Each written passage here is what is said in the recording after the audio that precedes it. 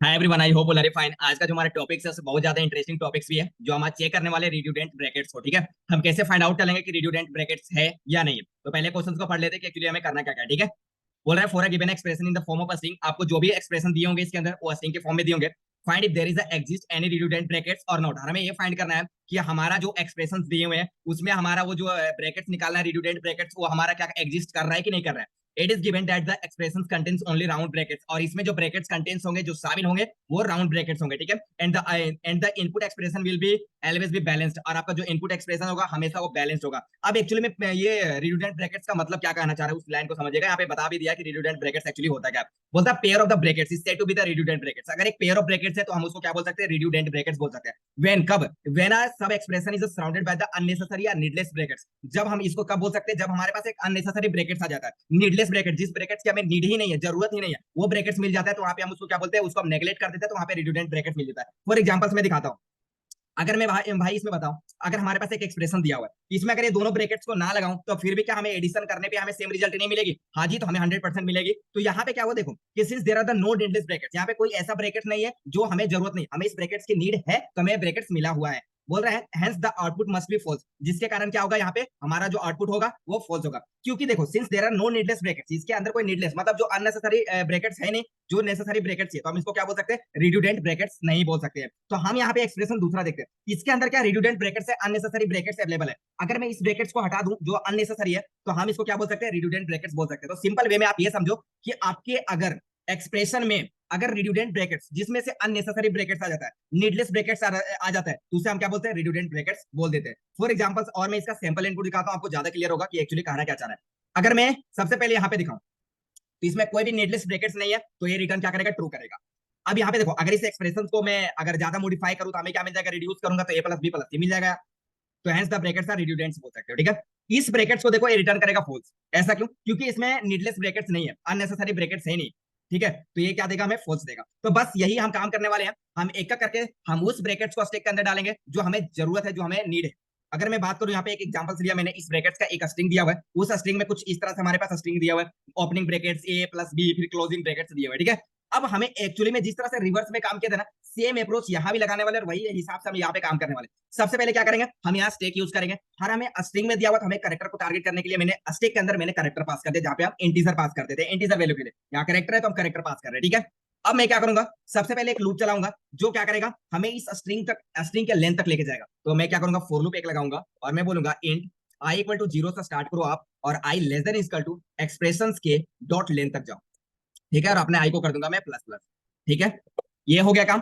अब मैं इसमें ये चेक करूंगा, सबसे पहले मैं क्या करता हूँ, एक करेक्टर को स्टोर करके रख लेता हूँ ताकि वो करेक्टर हमेशा बार बार स्टोर हो। अब 0 पे जो भी करेक्टर होगा मैं उसको स्टोर करके रख सकता हूँ, लेकिन अगर आई को स्टोर कर लूंगा तो हमेशा हमारा करेक्टर में नए नए वैल्यूज अपडेटेड होते रहेंगे। इट मीन कि अगर मैं कुछ ऐसा करूं कि करेक्टर सी एच नाम का एक वेरिएबल्स बनाऊं और इसके अंदर अपने एक्सप्रेशन एक्सप्रेशन डॉट करेक्टर 8, जो हमारा करेक्टर 8 इंडेक्स जो आई पे है, उसको मैं इसमें सी एच नाम के वेरिएबल्स में सेव किया। अगर वो 0 पे रहेगा वो ओपनिंग ब्रैकेट्स को करेक्टर हमारा शो करेगा। 1 पे जाएंगे तो 1 के अंदर 1 पे क्या है, तो 0 1 पे क्या है हमारा ए है, तो ये ब्रैकेट्स यहाँ पे डिनोट कर ले करेक्टर ये के अंदर, करेक्ट सी एच के अंदर क्या आ जाएगा, ए आ जाएगा। तो ये बार बार अपडेट होते रहेंगे। ठीक है, अब बात करते हैं इसमें कंडीशन की, क्या क्या कंडीशन हमें लगानी होगी। देखो यहाँ पे क्या है, ओपनिंग ब्रैकेट्स है, ये है और प्लस है और बी है। ठीक है, तो यहाँ पे कोई भी ब्रैकेट्स आ सकते हैं। यहाँ पे आप देख सकते हो कि यहाँ पे जो कंडीशन दिया हुआ है, इनटू का भी आ सकता है, यहाँ प्लस दिखा रहा है, लेकिन आपके पास जो एक्सप्रेशन आ सकते हैं वो ओपनिंग ब्रैकेट्स आ सकता है, क्लोजिंग ब्रैकेट्स आ सकते हैं, प्लस आ सकता है, माइनस आ सकता है, इनटू आ सकता है, डिवाइड आ सकता है। ठीक है, अब हम क्या करते थे, जब रिवर्स का निकाले थे, स्टेक को रिवर्स कर रहे थे, हम स्टेक के अंदर कौन से डेटा को पुश करते थे, जो ओपनिंग ब्रैकेट्स होता था केवल उसको पुश करते थे, और क्लोजिंग ब्रैकेट्स को हम पुश नहीं करते थे। जैसे ही क्लोजिंग ब्रैकेट्स मिलता था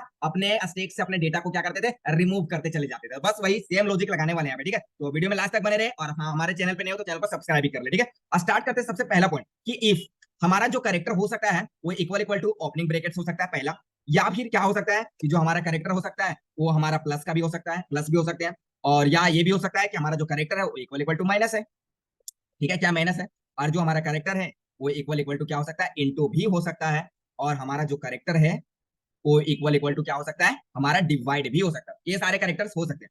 ये सारे करेक्टर को मैं क्या करूंगा, स्टेक के अंदर पुश करवाने वाला हूं। अगर ये कोई भी करेक्टर से मिलता है, जैसे ओपनिंग ब्रैकेट्स मिल गया, प्लस मिल गया, माइनस मिल गया, इनटू मिल गया, डिवाइड मिल गया, तो हम अपने स्टेक के अंदर इसे पुश करेंगे। और अगर ये करेक्टर देखो ए और बी और सी भी मिल गया तो हम इसको भी पुश करेंगे। ठीक है, तो मैं देखो क्या करूंगा, अगर ऐसा करेक्टर मिलता है तो अपने स्टेक के अंदर मैं इसको क्या कर दूंगा, पुश करवा दूंगा। ठीक है। तो अपने सी एच को यहाँ पे क्या कर दिया मैंने, पुश करवा दिया। हर कैरेक्टर, जो भी कैरेक्टर मिला जीरो पे अगर ओपनिंग ब्रेकेट्स, तो मैं ओपनिंग ब्रेकेट्स को पुश करवा दिया स्टेक के अंदर। ठीक है, अब मान लो हमारे पास जो स्टेक है वो कुछ ऐसा यार, ये स्टेक है। अब इस स्टेक में मैंने यहाँ क्या देखा कि अगर जीरो इंडेक्स पे मैं हूँ, जीरो इंडेक्स पे कौन सा कैरेक्टर है, तो ये है। तो मैं क्या कर दिया, इस ओपनिंग ब्रैकेट्स के अंदर मैंने इसको क्या कर दिया, तो मैंने इसके अंदर ये पुश कर दिया। एक ये तो एक पुश कर दिया। ठीक है, फिर मुझे मिला ए मिला, इसको भी पुश कर देंगे। फिर हमें क्या मिला, प्लस मिला, तो लो भैया इसको भी पुश कर दिए। प्लस मिला, इसको भी पुश कर दिए। हमें बी मिला, इसको भी पुश कर दिए। फिर हमें क्या मिला, हमें मिला बी के बाद क्लोजिंग ब्रैकेट्स मिला, तो हमें स्टेक के अंदर पुश नहीं करना है। अब मैं क्या बोलूंगा, अगर ऐसा कंडीशन मिल जाता है कि अगर हमारा ये सारे कोई भी कैरेक्टर्स नहीं मिलता है, अगर क्लोजिंग ब्रैकेट्स मिल जाता है, तो मैं यहाँ क्या लगाऊंगा, एलसीफ लगाऊंगा। मैं बोलूंगा एलसीफ, मैं बोलूंगा अगर आपको क्लोजिंग ब्रैकेट्स, ओपनिंग ब्रैकेट्स नहीं मिलते हैं, प्लस माइनस इनटू डिवाइड में नहीं मिलते, आपको क्लोजिंग ब्रैकेट्स मिल जाते हैं, करेक्टर इक्वल टू क्या मिल जाता है आपको, क्लोजिंग ब्रैकेट्स मिल जाता है। इस केस में क्या करूंगा, पहले मैं अपने इफ अस्टेक के टॉप पे चेक करूंगा। तो कैसे चेक करूंगा, अस्टेक डॉट पिक लगा दूंगा यार, अस्टेक डॉट पिक लगा दूंगा, और मैं चेकूंगा क्या अस्टेक के पिक पे क्या क्लोजिंग ब्रैकेट्स मिल रहा है, क्या सॉरी ओपनिंग ब्रैकेट्स मिल रहा है क्या। ठीक है, अगर ओपनिंग ब्रैकेट्स मिल रहा है तो रिटर्न करवा दो आप ट्रू।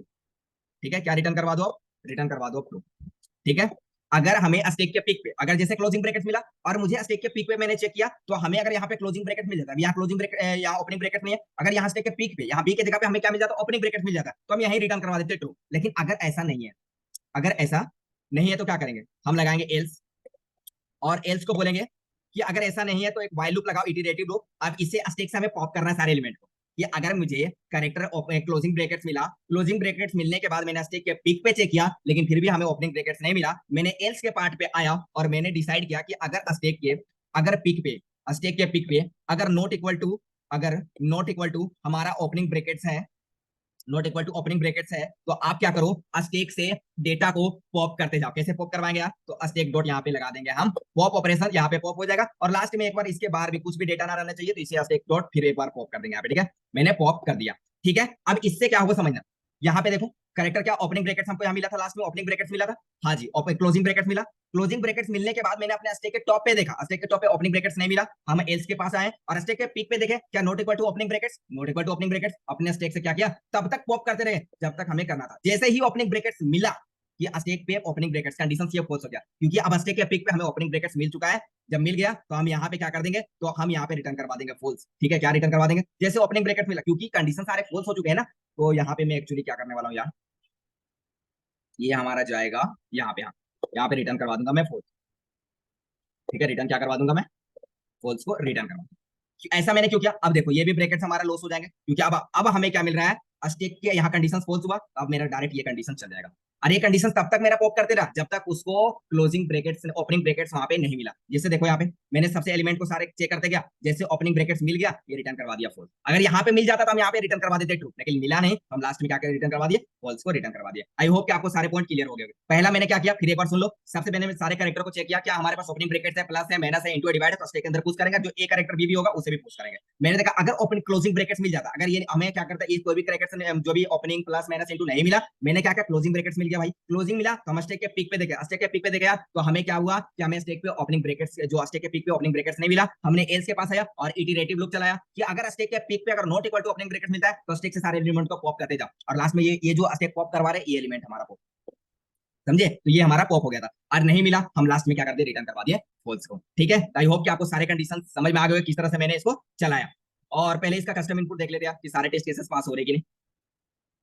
तो देख सकते हो सारे टेस्ट केसेस पास हो गया। अब इसको सबमिट भी करके मैं आपको दिखा देता हूँ कि सबमिट हो रहा है या नहीं।